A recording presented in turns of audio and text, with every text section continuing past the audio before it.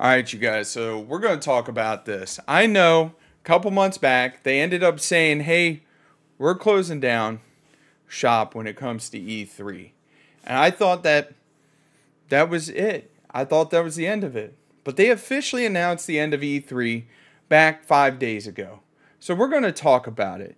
Don't forget, guys, mash that like button, comment down below, and subscribe because every little bit helps the channel. So let's talk about this article written by Wired.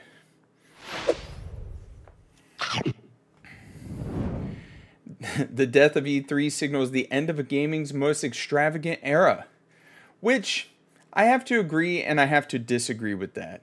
E3 is finished for good this time. The Entertainment Software Association confirmed today that the event will no longer happen in 2024 or any other time thereafter, bringing 28 years of video game industry's most prolific trade event to a sudden, unceremoniously end.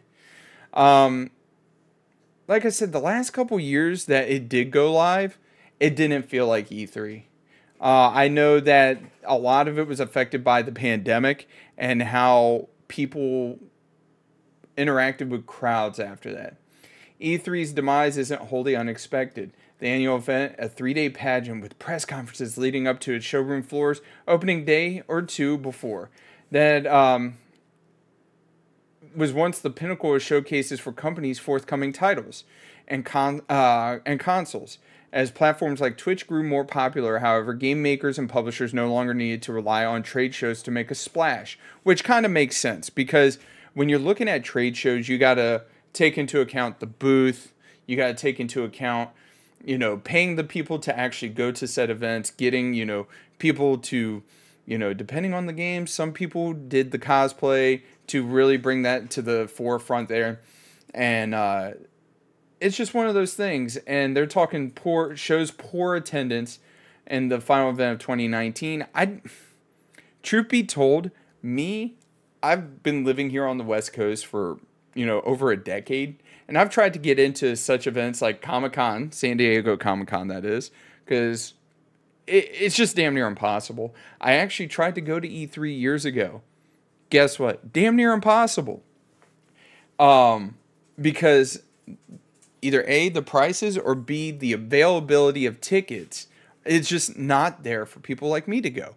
Instead, they much rather pander to people that don't play video games.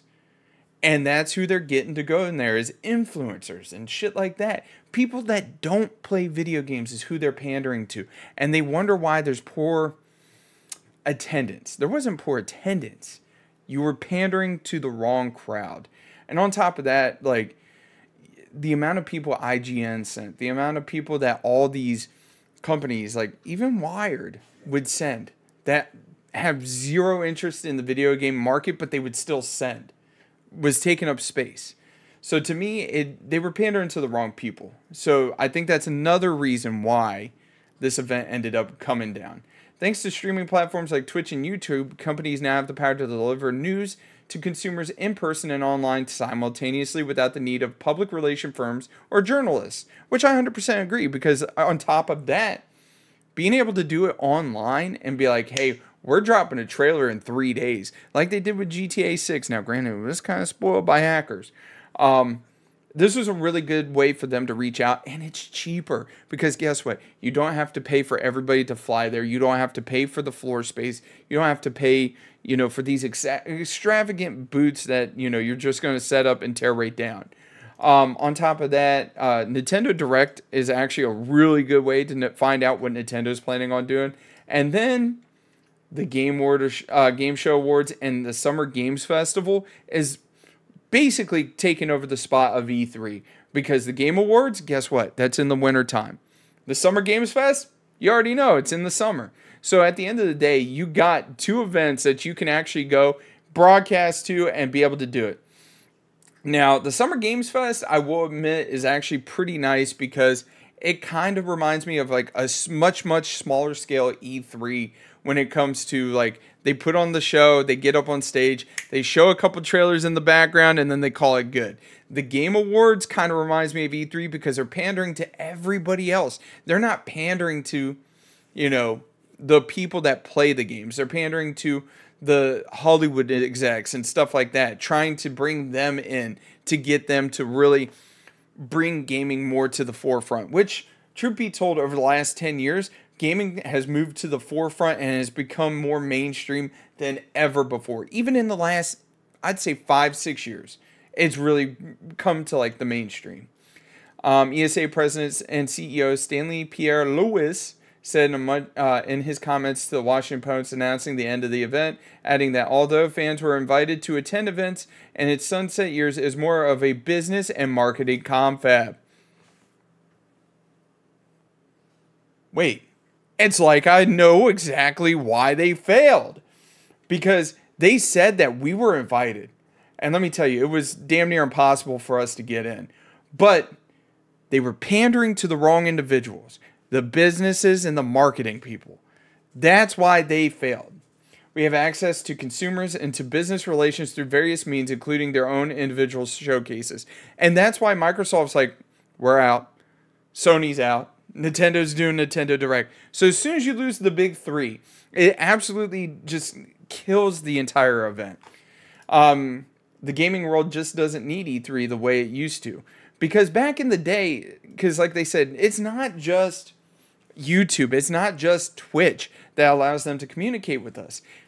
It's Wired, it's IGN, because they're giving everything sevens nowadays. It's, Kotaku. It's all these gaming websites, because guess what? I remember back in the day, the only way I was able to freaking watch any kind of game trailers was via game trailers on G4 Tech TV, which, like I said, they ended up pandering not to the right crowd. That's why they failed the second time. But that's the thing, is like, you have the internet at the tips of your fingers. So there's absolutely no reason for trade shows basically anymore, because when you feel like something's ready to be announced, guess what? You can just go right out there, announce it, move on, and that's all you got to do. You don't have to wait for that once a year where all eyes are on this one event in Los Angeles to announce that you have a game coming out, announce a new console. Now, granted, I do kind of miss it, because you know what? My boomer ass, I love watching old trade shows like that. I started covering video game industry in 2012 and attended my first E3 at the following year. And I believe 2012, I believe it was like 2007 until 2014, I think it was. E3 was closed to everybody other than invitation only, pandering to the wrong crowd.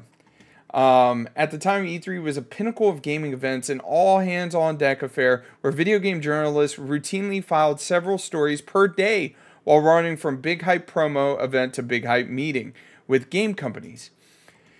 During my first year, I covered a video wrap of the 101 Degrees fever I developed by the week's end. Gamers experienced such coverage and blah, blah, blah. I don't care about that. In 2019, which would become the last year everyone attended E3 in person, the events felt smaller than ever before in many ways, because mainstays like Sony, for example, skipped presenting that year because it's cheaper for them to throw their own event, probably. Yet the extravagance that helped define E3's Neverland feeling remained at full tilt. Epic built a neon-soaked Fortnite-themed booth on a showroom floor with a battle bus, slurp juices, and an obstacle course. It doesn't surprise me. Epic always does big things like that. And Nintendo's big display that year was Pokemon-inspired stadium setup. Other like Ubisoft, Xbox, and Square Enix erected statues, recreated game environments, and created eye-catching stations to host their demos. Like, it really makes me think of when I was a kid going to Walmart and just like standing there at the video display breaking my neck. Like, that's kind of what E3, when I think of E3 and I hear about demos, that's what I think of. Right here it's talking about different displays. E3 is over. No number of world premieres brought to you by Jeff Keighley can capture the fever dream quality the event had in its best and brightest. For those who have attended the show in person, the loss of E3 is a real blow.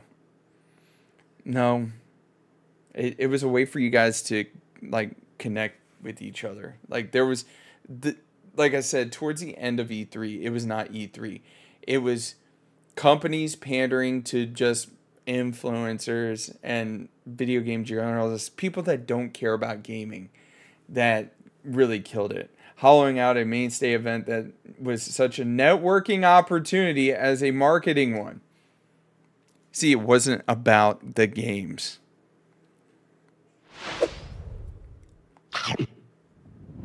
At the end of the day, I'm always going to miss E3. It's always going to have, like, I'm always going to remember watching G4 Tech TV in the early to mid 2000s and watching announcements for Halo, watching the announcements of the Xbox 360 and the PlayStation 3. Unlike years of recent where Call of Duty 2019 was announced and you had influencers from IGN that were like, it was terrible. It was scary because it was realistic. It was a great game. And like I said, it's just one of those things. We'll never have another trade event like that ever again. And it just disappoints me I was never able to go and enjoy it and attend it and actually see what the hype was about. Instead, it became a hollowed shell of itself, becoming, like they said, network opportunities and marketing one for companies and influencers that don't care about the gaming industry. That's why it came to an end. Anyways, you guys, hopefully you guys enjoyed that. Don't forget to hit that like button, comment down below, and subscribe, because that's my feelings on why E3 ended. Y'all take it easy, and I'll catch you later. Bye!